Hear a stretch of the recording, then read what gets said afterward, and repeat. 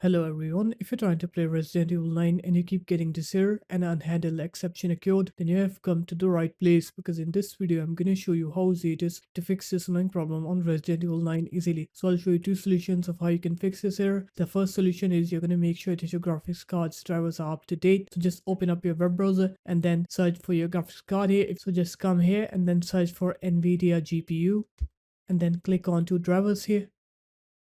Click download now, or you're going to scroll down and fill in this form. After that, select your operating system, click start search and just download the latest GeForce Game Ready driver here.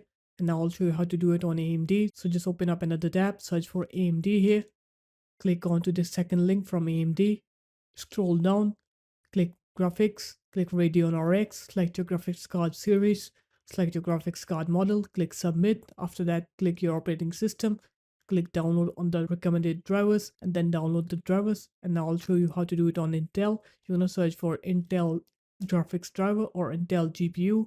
Click onto the first link from intel.com. After that, click on graphics here. You can either search for your graphics card's driver here or just download the latest driver from here.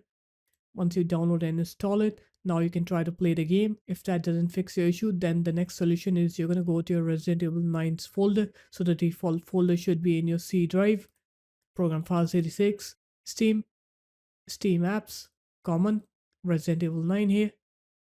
And now in Resident Evil Requiem, you're going to have a config.ini text file. So you're going to open that config.ini file. And in here, you're going to have this value called frame generation. If you can't see it, go into edit and then search for it here. Write frame gen.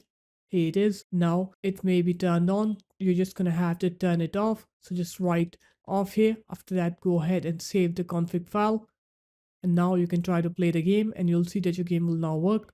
So there it is guys, that's how easy it was. If you guys found this video helpful, make sure to leave a like, comment and subscribe to the channel, and I'll see you in my next video. Peace.